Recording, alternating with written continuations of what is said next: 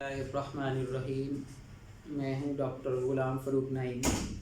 آج جس موضوع کے بارے میں آپ لوگوں کو بتاؤں گا وہ ہے خلوص۔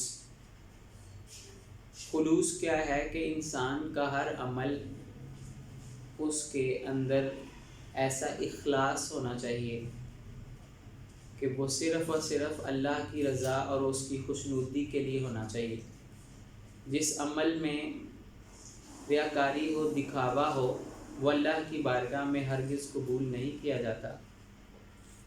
قاضی فضیل بن عیاض فرماتے ہیں کہ جو بندہ لوگوں کی وجہ سے عمل کرنا ترک کر دے اس عمل کو ریاکاری کہتے ہیں، اور جو لوگوں کی وجہ سے عمل کرے اس عمل کو شرک کہتے ہیں۔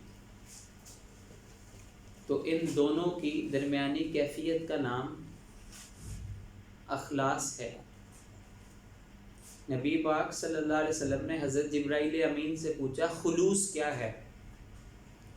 حضرت جبرائیل امین علیہ السلام نے اللہ کی بارگاہ میں عرض کیا، یا اللہ یہ اخلاص کیا چیز ہے؟ تو اللہ تعالیٰ نے فرمایا کہ میرا یہ وہ راز ہے جس کو میں نے بندوں کے دل میں رکھ دیا ہے۔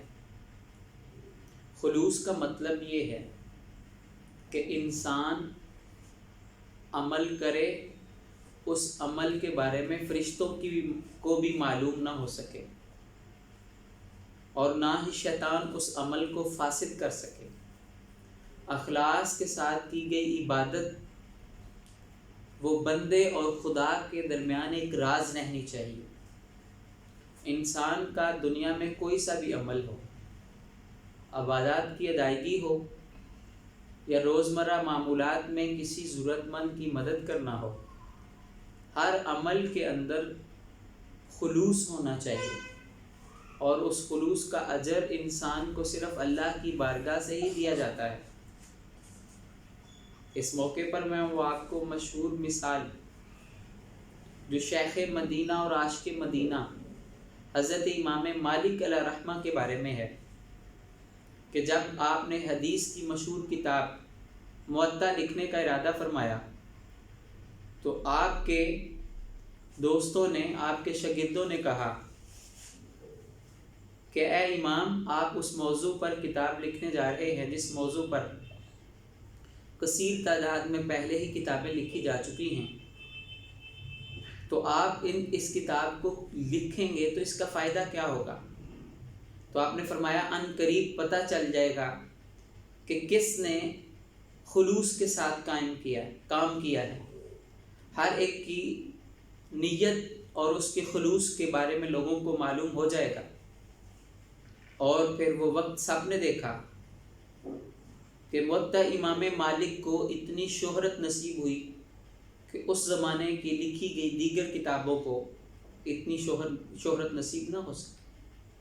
پھر آپ نے اپنے خلوص سے نیت کو دیکھنے کے لیے اس کتاب کے اوراق پانی کے اندر ڈال دیے اور کہا کہ ان اوراق میں سے کوئی بھی ورق بھیگ جائے گا تو پھر میں اس کتاب کو لکھنا بند کر دوں، میں اس کتاب کی اشاعت ہرگز نہیں کروں گا۔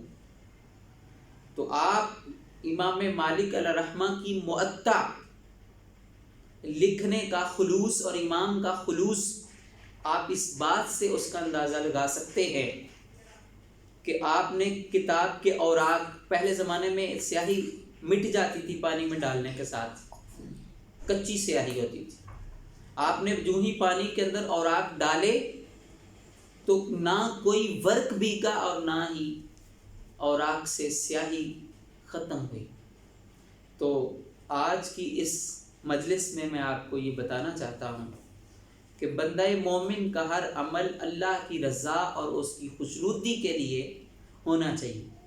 جس عمل میں ریاکاری ہے، جس عمل میں دکھلاوا ہے، صوفیاء اس عمل کو شرک اصغر کے نام سے تعبیر کرتے ہیں۔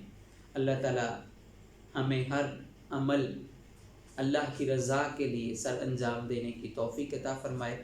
والسلام علیکم ورحمۃ اللہ وبرکاتہ۔